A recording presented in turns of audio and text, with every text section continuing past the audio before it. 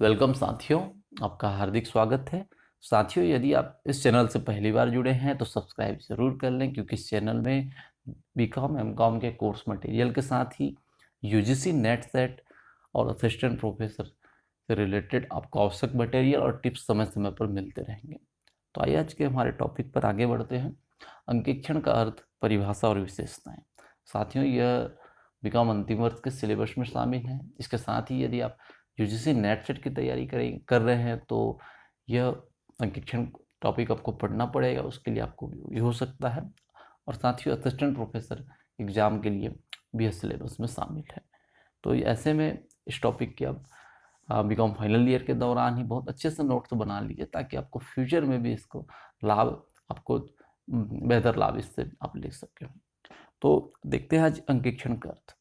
साथियों, अंकेक्षण का सामान्य से जो रिकॉर्ड्स होते हैं, लेखे होते हैं, उसकी जांच करना होता है।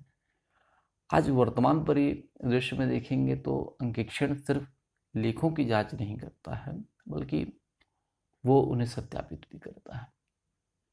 ऐसे लेखे जो व्यापारिक संस्था के द्वारा या गैर व्यापारिक संस्था के द्वारा, कंपनी हो या गैर कंपनी हो, सरकारी हो या निजी हो, उनके रिकॉर्ड्स जो होते हैं लेखे, उनकी जांच करना और साथ ही सत्यापित करना। सत्यापन किस चीज़ का करता है? संपत्तियों और दायित्वों का। तो संपत्ति और दायित्वों का सत्यापन भी करता है कि वर्तमान में वो संस्था के पास है या नहीं। साथ ही रिकॉर्ड्स में लेखे जो हैं उसमें कोई अशुद्धि रह गई है, त्रुटि है, कमी है, वित्तीय अनियमितता है, जिसको सामान्य भाषा में हम गबन घोटाला कहते हैं, ऐसी कोई चीज़ें हैं तो उसको अपने रिपोर्ट्स में शामिल करता है। ऑडिट के बाद अंकेक्षक को एक प्रतिवेदन देना होता है, ऑडिटर को एक रिपोर्ट सबमिट करना होता है। इस रिपोर्ट में सारी चीज़ों को वो मेंशन करता है। साथ ही उसमें दूर करने के लिए या उसको और अच्छा संस्था को उसके विकास के लिए वो आवश्यक सुझाव भी देता है। प्राचीन काल में सिर्फ लेखों की जांच करना तक ही अंकेक्षण शामिल था। प्राचीन काल में क्या है, हिसाब किताब रखने की जो प्रणाली भी अपूर्ण थी। उन दिनों क्या है, व्यावसायिक संस्थाएं छोटी छोटी होती थी, उनके पास पूंजी ज़्यादा नहीं थी, कम थी, तो लेन देन भी कम थी। सामान्यतः जो मनुष्य पूंजी लगाते थे वही हिसाब किताब संभालते थे, और किसी बाहरी व्यक्ति के द्वारा हिसाब किताब का अंकेक्षण कराना कोई आवश्यक नहीं समझते थे। परंतु जब धीरे धीरे जब दोहरा लेखा प्रणाली का विकास हुआ, साझेदारी फर्म का विकास हुआ, कंपनियां बनने लगी, तो पूंजी में वृद्धि होने लगी, लेन देन बढ़ने लगे, व्यापार बढ़ने लगा। ऐसे में संभव नहीं हुआ कि जो संस्था के मालिक हैं वो मैनेजमेंट देख लें, साथ ही अकाउंट्स भी देख लें, रिकॉर्ड्स भी संभालें। ऐसा संभव नहीं था। तो मैनेजमेंट के लिए अलग व्यक्ति रखने लगे, अकाउंटेंट की नियुक्ति होने लगी, अकाउंट अलग संभालने लगे। तो ऐसे में अब आवश्यक हो गया कि लेखों की विश्वसनीयता बनी रहे, इसके लिए अंकेक्षण कराया जाए। इंग्लैंड में हम बात करेंगे, 1880 में इंस्टीट्यूट ऑफ चार्टर्ड अकाउंटेंट्स की स्थापना हुई। इस संस्था का कार्य अंकेक्षक तैयार करना था। भारत में पहले अंकेक्षक बनने के लिए प्रायः लोग इसी संस्था का सहारा लेते थे।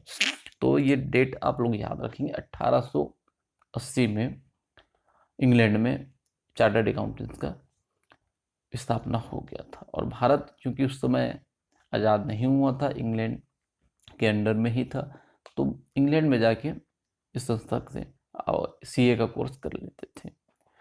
1923 में भारत में 1923 में भारत में British association of accounts of auditors के नाम से एक अन्य संस्था बनी थी। इसके बाद हम बात करते हैं कि भारत में जो अंकेक्षण का इतिहास है, 1 अप्रैल 1914 से 1914 का डेट भी आप याद रखेंगे।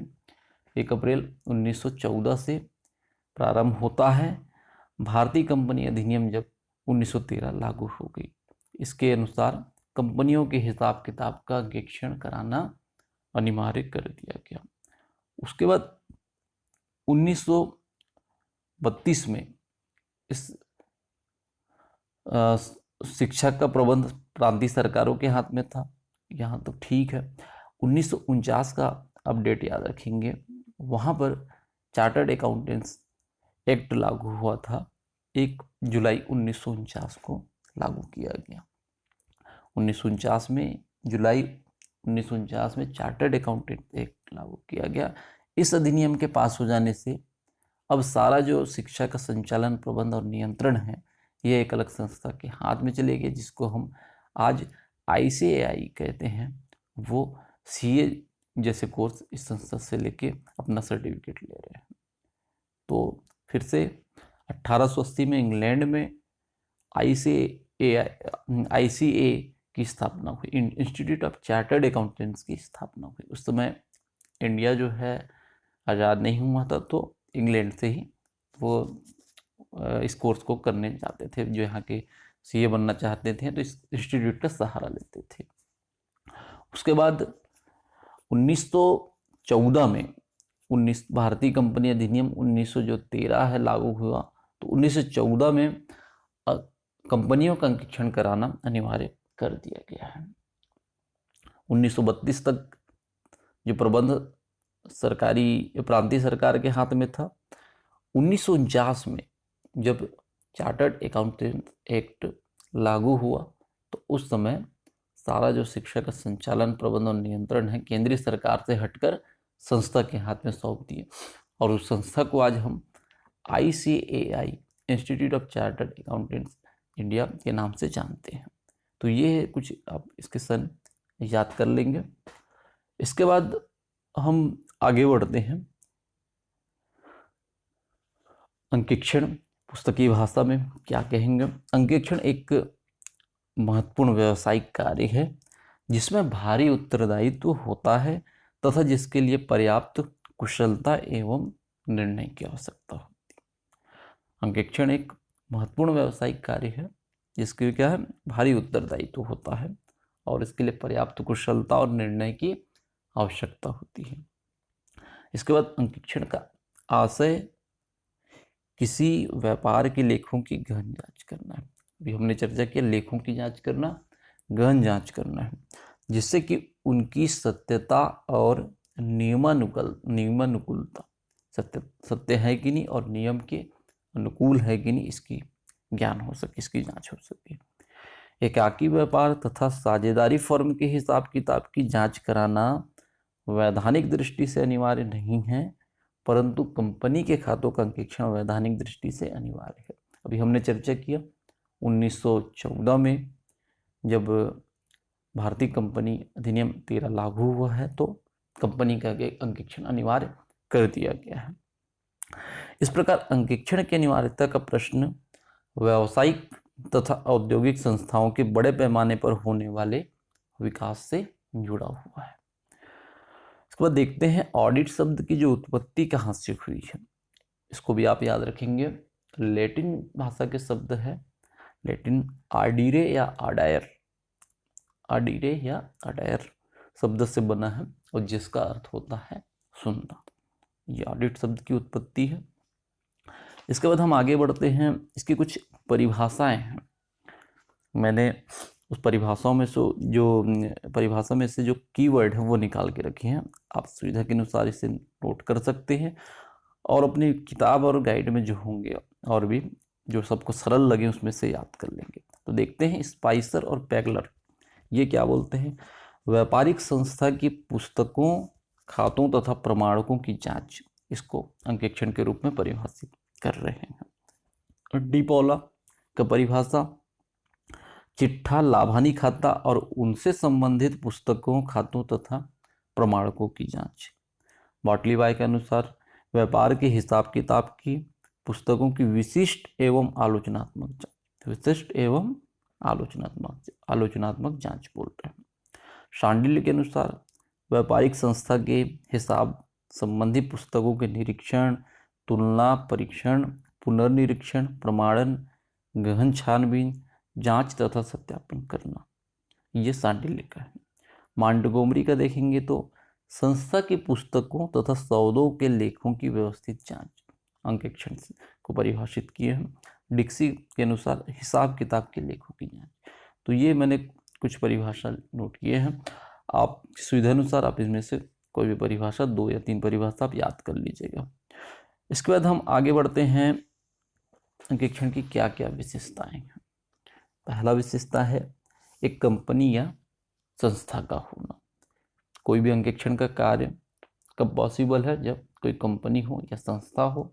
मैंने पहले ही चर्चा किया है, व्यापारिक संस्था हो या गैर व्यापारिक संस्था हो, कंपनी हो या गैर कंपनी हो, सरकारी हो या निजी हो, संस्था का होना या कंपनी का होना आवश्यक है। इसके बाद हम बात करेंगे अंकेक्षक। जिस प्रकार किसी भी अच्छी सेना के लिए कुशल सेनापति की आवश्यकता होती है, उसी प्रकार अंकेक्षण का कार्य के लिए भी एक कुशल और स्वतंत्र अंकेक्षक के बिना हम पूरा नहीं कर सकते। अतः एक ऑडिटर का होना बहुत आवश्यक है। प्रमाणक अगला पॉइंट है हमारा, प्रमाणक।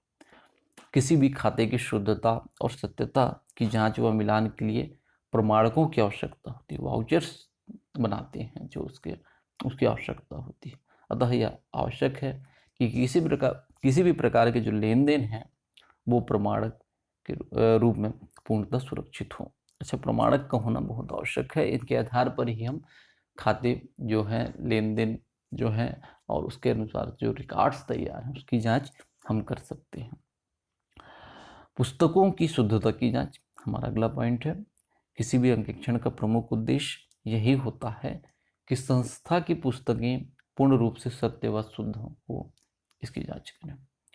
नियमों का पालन अंकेक्षण कार्य करते समय अंकेक्षक के लिए, ऑडिटर के लिए आवश्यक है कि वह जांच के समय नियमों का पूर्णतः पालन करे। समय अवधि हमारा अगला पॉइंट है।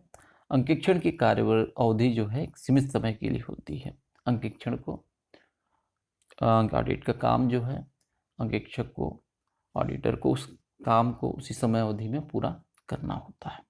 सत्यापन अगला पॉइंट है। अंकेक्षण का सबसे महत्वपूर्ण कार्य संस्था के खातों का सत्यापन करना होता है ताकि वास्तविक स्थिति का पूर्ण ज्ञान हो सके। एट प्रेजेंट है कि नहीं वो, इसकी वो सत्यापन करता है।